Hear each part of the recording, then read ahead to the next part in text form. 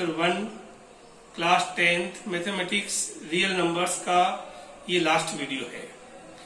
और पिछले वीडियो में आपने एनसीईआरटी के कंप्लीट क्वेश्चंस कर लिए थे, साथ ही बहुत सारे एडिशनल क्वेश्चंस भी उनमें किए थे। आज के वीडियो में एनसीईआरटी का कोई क्वेश्चन नहीं है, सारे क्वेश्चंस एनसीईआरटी के बाहर के हैं और बोर्ड की एग्जाम के लिए बहुत ही इंपॉर्टेंट क्वेश्चंस हैं। इसलिए हर क्वेश्चन को ध्यान से सुनना, ध्यान से समझना और फिर अब आप सेल्फ करने की कोशिश करना। आज की वीडियो का जो फर्स्ट क्वेश्चन है, ध्यान से देखना। ये है if the HCF of 210 and 55 is expressible in the form 210 into 5 plus 55y find y। यानी ये जो दो नंबर है 210 और 55, इन दोनों का HCF जो है, उस HCF को हम इस फॉर्म में लिख सकते हैं, रिप्रेजेंट कर सकते हैं। तो यहाँ y की वैल्यू क्या होगी, इसका मतलब ये है। तो ऐसे क्वेश्चंस में आपको सबसे पहले उन दोनों नंबर्स का HCF फाइंड करना है। HCF फाइंड करने की मेथड मैंने लिखी है, आप देख लेना। मैं एक्सप्लेन दोबारा नहीं कर रहा हूं क्योंकि ये हमने बहुत बार कर चुके फर्स्ट चैप्टर के वीडियोज में। तो यहाँ 210 और 55 का हम HCF निकालेंगे। HCF आपने निकाला तो आपके पास में आया 5। देखिए जो HCF है 210 एंड 55 इज 5 निकाल दिया। अब क्वेश्चन में क्या दिया है कि इन दोनों नंबर का जो HCF है यानी 5 जो है, उसको आप इस फॉर्म में लिख सकते हो। According to question 5 equal to 210 into 5 plus 55y। बस आपको करना क्या है, y की वैल्यू फाइंड करनी है। तो 5 इक्वल टू 210 को 5 से मल्टीप्लाई कर दिया प्लस 55y। अब 1050 को इक्वल टू के इधर लेफ्ट में ले आए, लेफ्ट में ले आए तो ये माइनस का हो गया, इक्वल टू 55y। अब प्लस का 5 और माइनस का 1050, तो माइनस का हो गया 1045 इक्वल टू 55y। और सब जानते हो जब आप y की वैल्यू फाइंड करोगे तो ये ऊपर रहेगा और y के पास जो नंबर मल्टीप्लाई में है वो डिवाइड में आ जाएगा, 55 नीचे आ जाएगा। Then y equal to -19। तो इस क्वेश्चन में हमारे पास y की वैल्यू आ गई -19। Now next question, find the HCF of 65 and 117 and express it in the form 65m plus 117n। देखिए यहाँ पर क्या किया क्वेश्चन ने, यहाँ इस क्वेश्चन में पिछले क्वेश्चन में बहुत अंतर है। पिछले क्वेश्चन में क्या था कि आपको ये दिया हुआ था कि इन दोनों नंबर का HCF इस फॉर्म में है तो y की वैल्यू फाइंड करो, ये था। और आज हमें क्या करना है कि दोनों नंबर के HCF को फाइंड करके उस HCF को इस फॉर्म में लिखना है, इस फॉर्म में लिखना है। ऐसे क्वेश्चंस को बोलते हैं लीनियर कॉम्बिनेशन के क्वेश्चन।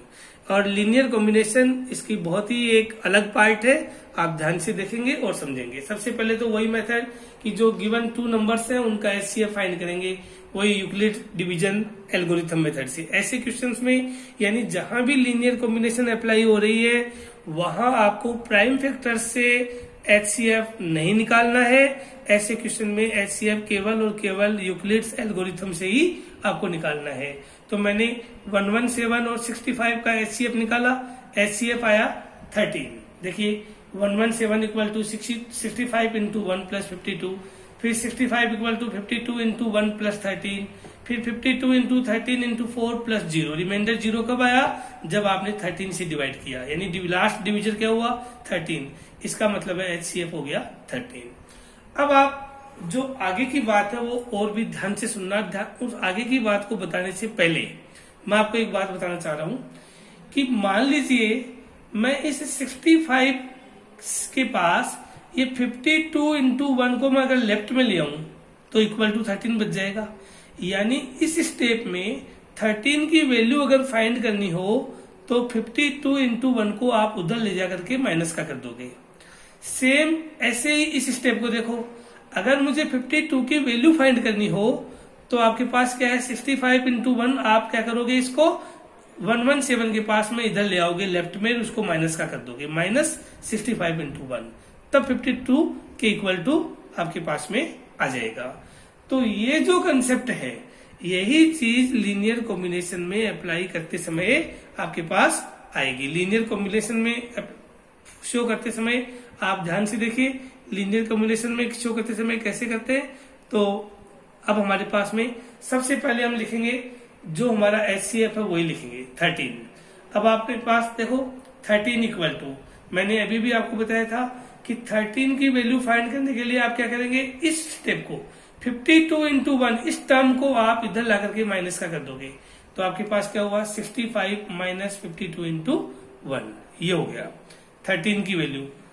अब 13 इक्वल टू 65 माइनस, ये माइनस देखिए माइनस का माइनस रख देंगे और अब हमारे पास है 52। इस 52 की जगह मैंने जैसे ऊपर बताया था अभी इसकी वैल्यू फाइंड करनी होगी तो आप क्या करोगे 65 इंटू 1 को इधर ले आओगे माइनस का और 117 में से ये चीज माइनस करोगे तब 52 बचेगा। तो आप देखिए ध्यान से, मैंने वही किया है 13 इक्वल टू 65 माइनस इस 52 की जगह 52 की वैल्यू जो अभी ऊपर बताई वो पुट कर दी मैंने 117 माइनस 65 इंटू 1 और आगे लास्ट में इंटू 1 है ही, वो उस इंटू 1 को हमने एज इट इज लिख दिया। इसके बाद हम क्या करेंगे कि 13 इक्वल टू 65 माइनस, अब देखो जो बाहर माइनस का इंटू 1 है ब्रैकेट के बाहर, उस इंटू 1 को हम 117 से भी मल्टीप्लाई करेंगे और 65 से भी मल्टीप्लाई करेंगे। तो जब 117 को मल्टीप्लाई करेंगे तो 117 इंटू 1 और अब देखो बाहर ब्रैकेट के बाहर माइनस का साइन था, ब्रैकेट हमने ओपन किया तो अंदर वाला साइन प्लस का हो गया और 65 इंटू 1 को फिर 1 से इंटू किया तो वही 65 इंटू 1 आ गया। देन 13 इक्वल टू, अब देखो इस पूरी स्टेप को देखो, यहाँ 65 1 टाइम है, यहाँ भी 65 1 टाइम है। जब 65 यहाँ पर 1 टाइम है, यहाँ पर 1 टाइम है तो 65 कितने टाइम हो गया, 65 2 टाइम्स हो गया और माइनस 117 इंटू 1 तो 65 2 टाइम हमने लिख दिया। इसके बाद 13 इक्वल टू 65 इंटू 2। अब आपको ध्यान देने की चीज है कि आपको जो क्वेश्चन दिया हुआ है इस क्वेश्चन में देखिए यहाँ पर क्या लिखा हुआ है 117 प्लस का है, यहाँ पर तो 117 प्लस का है तो आप यहाँ पर 117 को तो प्लस का रख दीजिए, लेकिन ये तो माइनस का था तो ये माइनस इस 1 के साथ लगा दीजिए ताकि आपकी क्वेश्चन वाली जो फॉर्म है उसमें एक्सप्रेसिबल ये हो जाए। तो हम क्या करेंगे कि यहाँ पर प्लस का कर दिया अकॉर्डिंग टू क्वेश्चन और इस माइनस को 1 के साथ लगा दिया, बात एक ही है, कोई प्रॉब्लम नहीं है। आप -1 को इसके साथ मल्टीप्लाई करोगे तो वही माइनस का 117 हो जाएगा। नेक्स्ट 13 इक्वल टू 65, अब इंटू के बाद में 2 है, हमारा क्वेश्चन कह रहा है कि 65 m की फॉर्म में आना चाहिए तो हम यहाँ पर 65 m लिख देंगे, m की वैल्यू यहाँ क्या हो गई 2 हो गई, प्लस 117 इंटू क्वेश्चन में क्या लिखा है 117 n की फॉर्म में आना चाहिए तो ये आगे जो 117 इंटू आगे की जो वैल्यू होगी वो n की वैल्यू हो गई। तो हमने इसी स्टेप को हमारे क्वेश्चन के अकॉर्डिंग इस फॉर्म में लिख दिया 65m प्लस 117n, लेकिन यहाँ पर m की वैल्यू क्या हो गई 2 और n की वैल्यू क्या हो गई -1। तो इस क्वेश्चन में m equal to 2 and n equal to -1। इस मेथड को बोलते हैं लीनियर कॉम्बिनेशन मेथड और ये थोड़ी सी डिफरेंट मेथड है। आप एक दो बार ध्यान से सुनेंगे, समझेंगे और फिर भी कोई डाउट हो तो मुझसे डिस्कस करेंगे। नेक्स्ट क्वेश्चन है the decimal expansion of the rational number 79/40 will terminate after how many places of decimal. देखो ऐसे क्वेश्चंस में आपको न्यूमरेटर से कोई मतलब नहीं है, आप केवल और केवल डिनोमिनेटर देखो। डिनोमिनेटर कितना है 40 के प्राइम फैक्टर, 40 के प्राइम फैक्टर हमने कर लिए 2 इंटू 2 इंटू 2 इंटू 5 यानी 2 cube into 5 power 1, 2 cube into 5 power 1 यानी आप क्या देख रहे हो 2 की पावर n इंटू 5 की पावर m की फॉर्म में हो गया, यानी 100% ये टर्मिनेटिंग तो है ही है, इसमें कोई शक नहीं है। अब 2 क्यूब इंटू 5 पावर m में आपको क्या देखना है कि जिस 2 की या 5 की जो मैक्सिमम पावर हो, जो हाईएस्ट पावर हो, बस वही हमारा इस केस में आंसर होगा। यानी यहाँ मैक्सिमम पावर कितनी है 3, 2 की पावर 3 है, 5 की पावर 1 है तो मैक्सिमम पावर हुई 3। इसका मतलब ये हुआ कि जब 79 को 40 से डिवाइड करेंगे तो डेसिमल के बाद में मैक्सिमम 3 डिजिट आएंगे, यानी maximum powers of prime factor equal to 3। Therefore, its decimal expansion will terminate after 3 places of decimal. यानी डेसिमल के बाद में 3 डिजिट के बाद और कोई भी डिजिट नहीं आएगा, वो डेसिमल एक्सपेंशन टर्मिनेट हो जाएगा। ऐसे बहुत सारे क्वेश्चन एग्जाम में आते हैं और एग्जाम के अंदर जब भी ऐसे क्वेश्चन आए तो आपको जो डिनोमिनेटर है उसके प्राइम फैक्टर करके और 2 और 5 में जो मैक्सिमम पावर होगी वही हमारा आंसर होगा।